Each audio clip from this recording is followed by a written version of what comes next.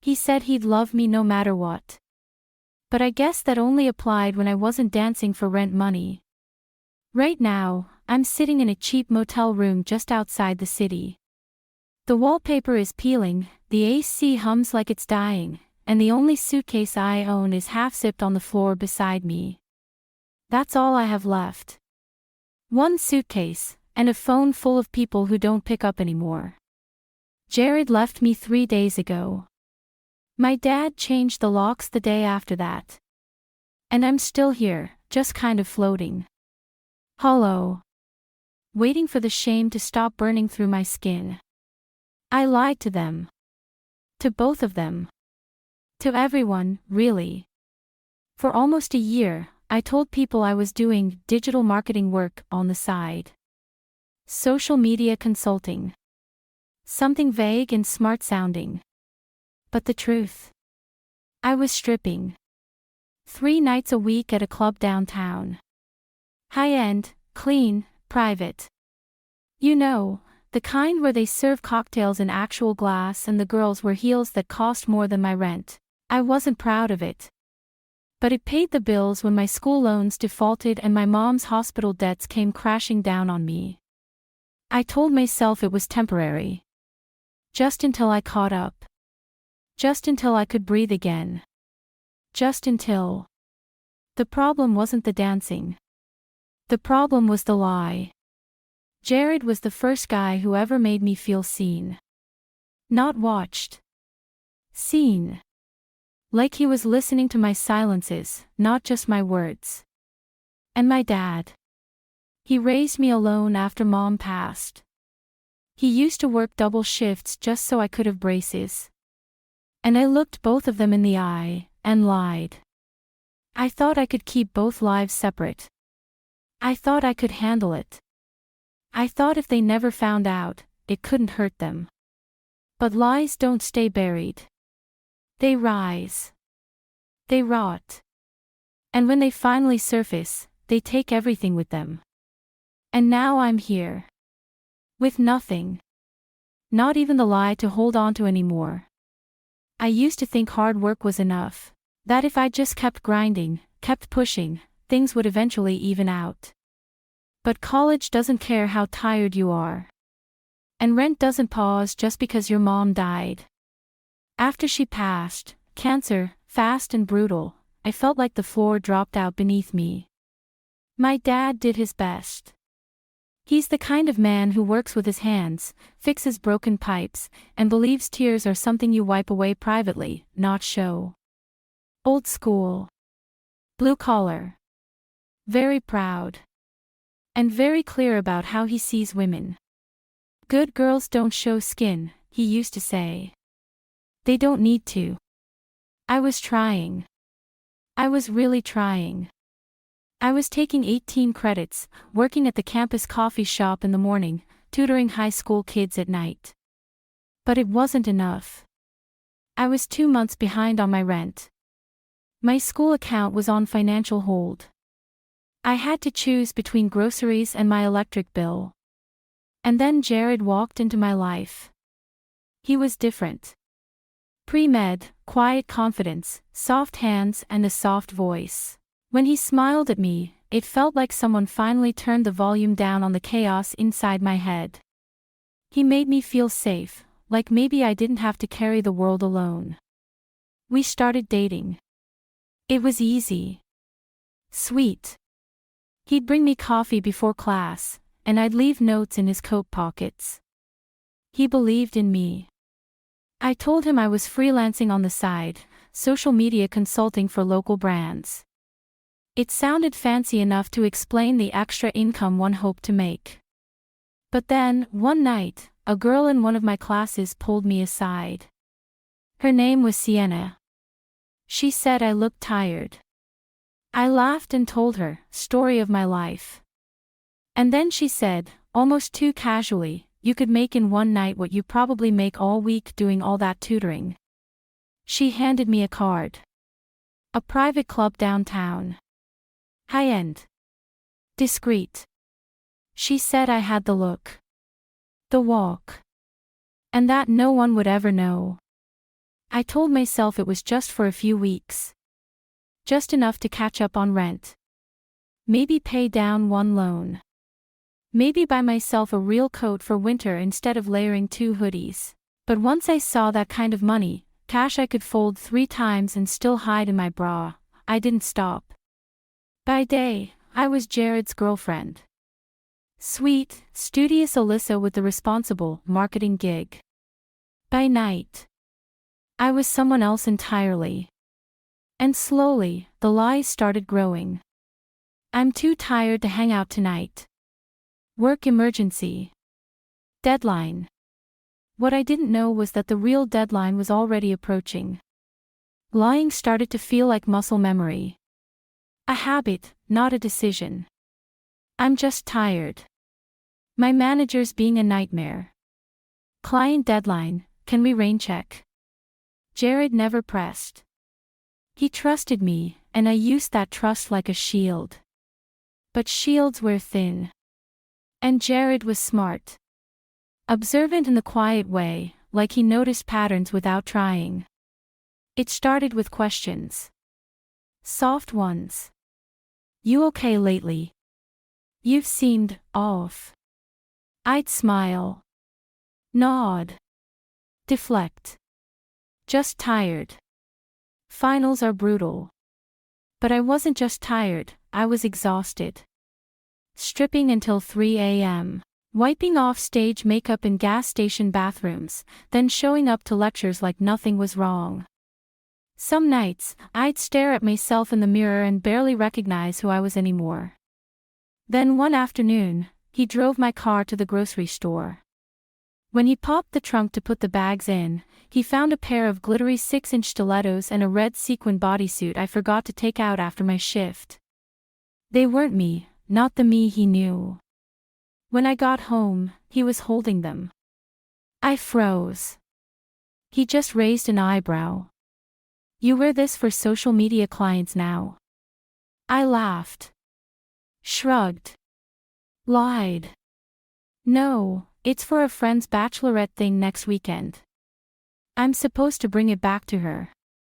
He nodded slowly. But something changed in his eyes. Like something clicked, and fell apart all at once. Still, he didn't fight. Didn't yell. But from that day, he grew quieter. More distant. Like he was watching me through a 2-way mirror, waiting for something to confirm what he already knew. And then it happened. One night, I stayed late after my shift. VIP room, big tipping client. I needed the money. I didn't even notice the guy sitting at the far end of the bar. He didn't drink. He just watched. And 2 days later, everything ended. I came home to find Jared gone. His drawer. Empty. His hoodie. Not draped on the back of my desk chair like it always was. The framed photo of us at the lake. Face down on the floor. And on my pillow, just a single piece of folded paper. I still remember every word. You didn't trust me with the truth. So now I can't trust you with my heart. No yelling. No dramatic goodbye. Just silence. And the hollow space where love used to live. I called him. Over and over. Voicemail. I texted. Apologized. Lied again. Then apologized for the lies. Then told the truth, finally, all of it. But he didn't respond. Not once. The silence was louder than any screaming match could have been. I couldn't sleep in that apartment with his absence echoing off the walls. So I packed a bag and went to the only place that had ever felt like home, my dad's. I barely got one knock in before he opened the door. His face was tight. His jaw locked in that way it always was when he was angry but didn't want to show it. He already knew. I don't know who sent him the photos, maybe Jared, maybe someone else. Didn't matter. There I was, in heels, in lingerie, cash shoved down my top, dancing like I didn't have a father who'd once carried me through every storm of my childhood. He didn't yell. He didn't have to.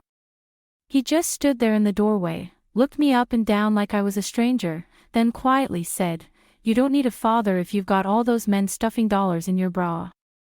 Then he closed the door. And locked it. I heard the deadbolt click. The next morning, I came back. My key didn't work. He changed the locks. That's when it sank in, I had nowhere to go. No one left to lie to. No one left to try and fix it for. I quit dancing that same week. Not because I was ashamed of my body, not because I didn't like the money, but because it had never given me the things I really needed. Not love. Not truth. Not a place to belong. All it had ever given me was more lies to juggle. More people to lose. I thought I was doing what I had to do to survive. But survival without honesty isn't living. It's just a slow, quiet kind of dying. And I was already halfway gone. Weeks passed. Then a month. Then 2. It's strange how grief feels more like guilt when you're the one who lit the match. I tried to rebuild. Couch surfed. Picked up hours at a diner. I didn't go out. I didn't dance. I didn't talk much. I just existed. Quietly. One night, Sienna, the girl who got me into the club, showed up at the diner. She slid into a booth, ordered a black coffee, and dropped a bombshell I wasn't ready for. "You know Jared tried to defend you, right?" I froze. She leaned forward, voice low. His friend showed him the footage. The VIP room. Jared told him she probably had no choice. "You don't know what she's going through." He was mad, but he wasn't done. My throat tightened. She kept going. "He said maybe you were scared. Maybe you didn't trust that he'd stay if you told him the truth." Tears stung the backs of my eyes. "He was right," I whispered. But then she said the part that broke me. "He told us he could have handled the truth. But not being made a fool of. Not the lies on top of everything else." Turns out, Jared's mom used to work 2 jobs too, waitress by day, cleaner by night. He knew struggle. Knew what desperation looked like. He'd grown up in it. And all he wanted was someone who'd let him in, instead of shutting him out and hiding behind a curated lie.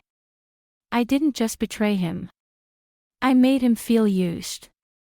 That night, when I got back to the shared apartment where I was crashing, a letter was waiting in the mailbox. No return address, but I recognized the handwriting. My dad's. I opened it with shaking hands. "I raised you to survive. Not to lie. You think I don't know what it's like to feel desperate? I've worked jobs where people called me served without meaning it. I've stood in food lines with your mother, just praying we had enough gas to get home. I could have accepted the truth. But not the secret. Secrets rot families. They make love feel like a trick." I read it 5 times. He wasn't ashamed of what I'd done. He was ashamed that I didn't think I could tell him. And Jared, he wasn't angry at who I became.